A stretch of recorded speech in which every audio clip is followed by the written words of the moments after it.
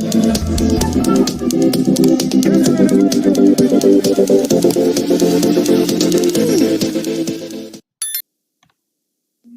udah panggil. Iya, Pak. Nah, ada. Hampir Bapak remove kamu karena nggak ada jawaban. San, sila yang keempat itu apa, San? Sila yang keempat itu apaan tuh? Iya, bunyinya apa, San? Kerakyatan yang dipimpin oleh hikmah kebijaksanaan dalam permusyawaratan perwakilan, Pak. Oke. Betul. Betul nggak? Betul kan? Bapak jawab sendiri ya. Nah, contohnya menurut Ihsan dari sila keempat dalam kehidupan sehari-hari ini yang harus Ihsan lakuin seperti apa, San? Contoh perbuatannya, San. Tadi kan udah jelas tuh kerakyatan yang dipimpin oleh hikmat dalam kebijaksanaan perwakilan dalam permusyawaratan ya. Tuh Bapak ribet ngomongnya. Nah, contohnya gimana, San? Contohnya misalkan sikapnya harus seperti apa atau dalam kehidupan sehari-hari yang berasaskan dari nilai sila keempat itu harus kayak gimana, San, menurut Ihsan?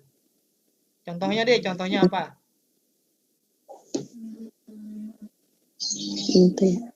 Atau teman-teman yang lain ada yang mau bantu Ihsan jawab kira-kira contohnya dalam kehidupan sehari-hari bisa diterapkan itu seperti apa sih contohnya perilakunya? Itu mengambil keputusan, bermusyawarah untuk mengambil keputusan. Musyawarah dalam mengambil keputusan. Ini Arya Yuda tadi ada yang bisikin kayaknya dapat bocoran. Nggak, iya betul. Jadi mengambil keputusan secara musyawarah. Jadi kalau ada apa-apa nih kita rembukan dulu, jangan tiba-tiba oh kita jalan sendiri. Misalkan contohnya kalian sebagai seorang anak, sebagai seorang pelajar, misalkan kalian mengalami kesulitan nih waktu belajar di rumah. Terus karena kalian nggak bisa-bisa, kalian nggak ngomong dulu nih sama orang tua harusnya kayak gimana. Nggak tahu dulu, nggak ada masukan dulu. Kalian ngambil keputusan, ah udahlah nggak usah belajar. Padahal kalau misalnya kalian tanya sama orang tuanya, kemudian dapat, oh ternyata nanti mungkin bisa masuk ikut les atau ikut bimbel. Kalau posisinya sudah ini ya, sudah tatap muka. Kalau sekarang kan masih daring, mungkin bisa ikut aplikasi yang belajar itu ya kalian tahu ya bisa itu segala macam. Jadi dalam memutuskan segala sesuatu tidak bisa secara sepihak atau tidak bisa secara sendiri karena kalau misalkan yang keputusannya ini berdampak kepada orang banyak harus secara musyawarah. Itu betul contohnya. Kemudian Bapak mau tanya ke Andika. Andika kelas 6D. Ayo Andika, kedengeran nggak suara Bapak, Dik? Andika. Kedengeran, Pak. Nah, sila ketiga apa Andika? Andikanya ngilang dulu. Kayaknya Andikanya mau nyari jawabannya dulu, mungkin lupa. Ya, nggak apa-apa. Sambil kita tunggu jawaban dari Andika, Bapak mau tanya ke yang lain. Sekarang yang perempuan. Coba Bapak ke Gaida. Ya, Pak. Gaida sila ke-1 apa Gaida? Ketuhanan yang Maha Esa. Oke, ketuhanan yang Maha Esa. Contoh perilakunya yang mencerminkan ketuhanan yang Maha Esa, itu apa Gaida?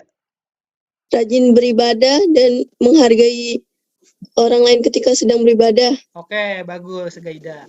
Nah, jadi contohnya betul Gaida, kita rajin beribadah, kemudian menghormati orang lain sedang menjalankan ibadahnya. Jadi kita juga harus toleransi ya, kan di Indonesia agamanya ini kan lebih dari satu. Nggak mungkin juga kalau misalkan ada teman kita yang lagi ibadah terus kita gangguin. Yang satu, yang pertama kita dosa, yang kedua kita ganggu dia yang sedang menjalankan ibadahnya. Jadi kita juga harus menghormati orang lain yang sedang menjalankan ibadahnya tanpa mengganggunya. Kita kan juga punya agama kita istilahnya. Mereka punya agamanya juga. Jadi silakan menjalankan agamanya secara sebaik mungkin. Itu juga di poin sila pertama. Sudah betul Gaida. Kemudian Bapak, ini masih Andika. Andika belum jawab juga ya sila ketiga. Biarin Andika masih cari jawabannya. Bapak ke ini nih ada yang namanya unik nih di Zoom Bapak. Jodohnya siapa nih? Jodohnya Meo namanya. Ini ada yang unik nih namanya. Bapak mau cek dulu. Ini siapa nih? Ini nama aslinya siapa coba? Pak, maaf lupa ganti Pak. Iya, kamu siapa namanya? Dila Ferawati. Nah, Dila Ferawati. Dila, Bapak mau tanya ke Dila sekarang. Sila kelima apa, Dila? Keadilan sosial bagi seluruh rakyat Indonesia. Keadilan sosial bagi seluruh rakyat Indonesia. Sikap yang mencerminkan keadilan itu yang seperti apa, Dila? Contohnya menurut Dila? Ayo. Berperilaku adil yang menurut Dila seperti apa? Yang mencerminkan sila kelima. Yang lain yang mau jawab tunggu dulu ya. Nanti Bapak kasih kesempatan kalau seandainya Dila nggak bisa. Ayo Dila matanya ngeliat ke atas terus tuh. Ada jawabannya di atas langit-langit rumahnya kayaknya. Ayo Dila, apa jawabannya Dila?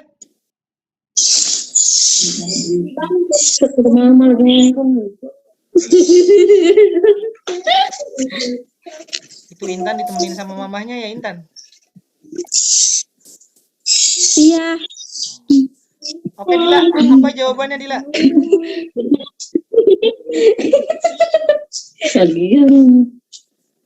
Maaf Pak. Iya Bu, nggak apa-apa. Ibu habis masak ya Bu, masih pakai daster. Ya Pak, lagi sila kelima Pak. Lagi sila kelima. Apa Lagi Bu sila sila kelima? kelima. Ayo Ibu bisa jawab nih.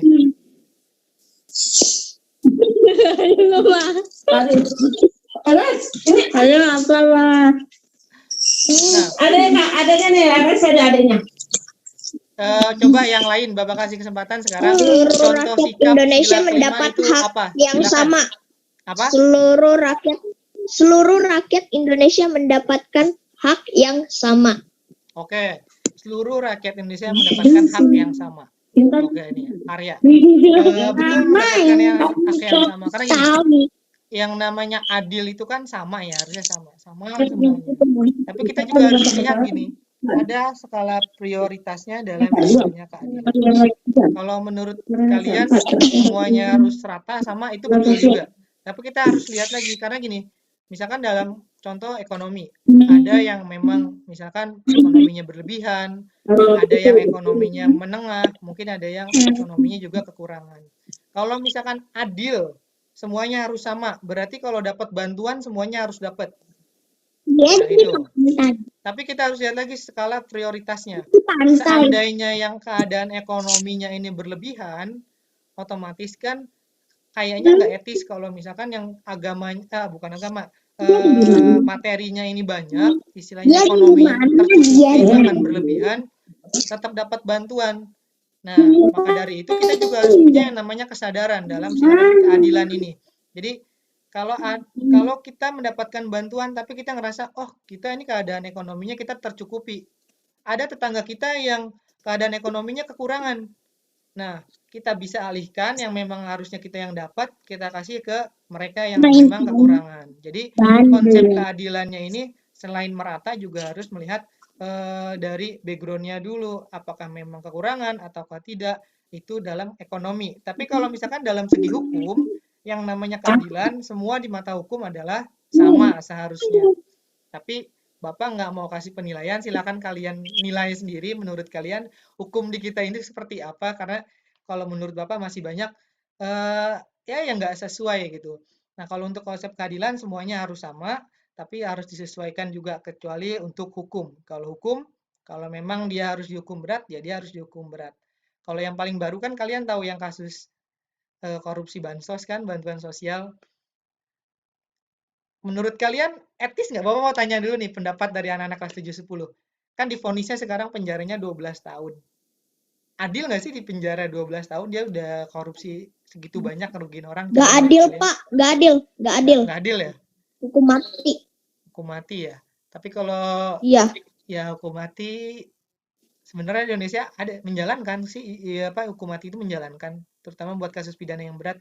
Tapi untuk kasus korupsi Bapak belum pernah dengar atau tahu di Indonesia ada yang dihukum mati? Belum ada.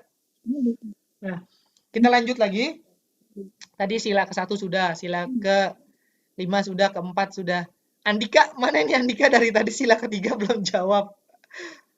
Andika, sila ketiga, Dik, apa Dik? Cinta tanah air, Pak. Apa Dik? Oke, kita semuanya kita bantu Cinta Andika. tanah air, Pak. Cinta tanah air.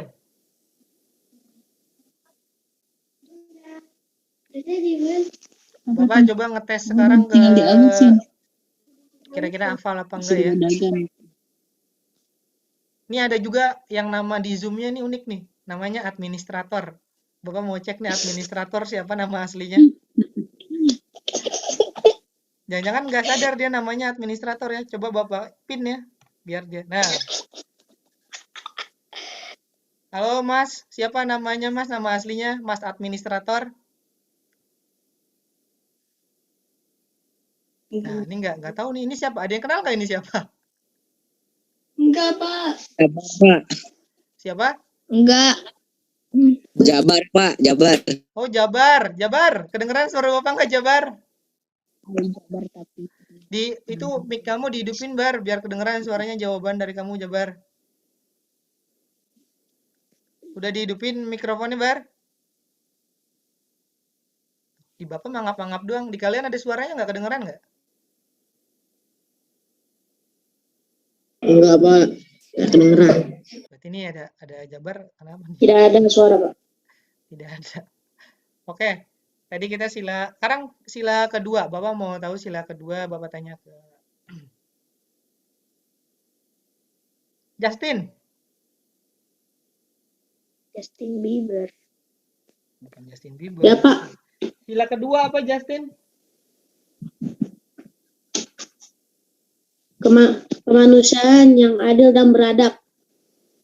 Kemanusiaan yang adil dan beradab. Oke, terima kasih Justin. Contohnya apa Justin sikapnya yang mencerminkan sila kedua?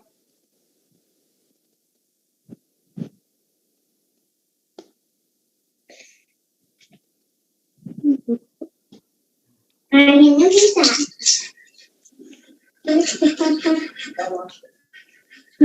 Sambil nunggu jawaban dari Justin, buat teman-teman yang baru gabung, anak-anak kelas 7-10 yang baru gabung, kalian boleh langsung absen di kolom chat ya, nama lengkap kalian, nggak usah pakai kelas, nggak usah pakai kata-kata hadir, kalian langsung ketik aja namanya di kolom chat, karena di sini yang absen baru 23 orang, yang sudah gabung di Zoom-nya ada 30 orang, berarti masih kurang 7 orang yang belum absen. Silakan kalian ketik namanya yang belum gabung, yang belum ketik absen. Sambil nunggu jawaban dari Justin tentang yang mencerminkan sikap.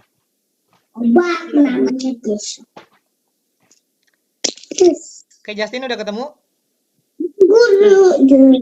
Kesadaran sikap moral dan tingkah laku manusia yang didasarkan pada potensi hati nurani manusia dalam berhubungan dengan norma kebudayaan.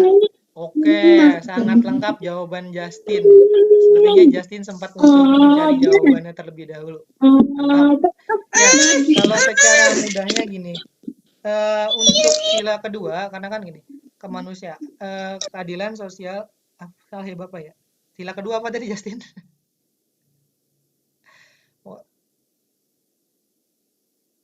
Nah, untuk sila kedua, ini kan ada kata-kata beradabnya. Nah, adab ini kan mencerminkan sikap sopan dan santun kita sebagai seorang manusia ya, terhadap manusia lain, terhadap makhluk hidup lain. Jadi, yang diutamain apa dulu sih?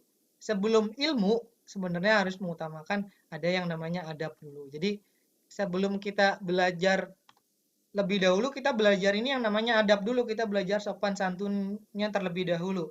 Karena kalau misalkan kita berilmu tapi kita nggak punya sopan santun, ini bakalan dinilai juga jelek sama orang lain. Walaupun kita berilmu tapi kita nggak punya sopan santun, kita nggak punya moral yang baik, ini ilmu yang kita dapatkan, ilmu yang kita punya juga nanti bakalan nggak berguna.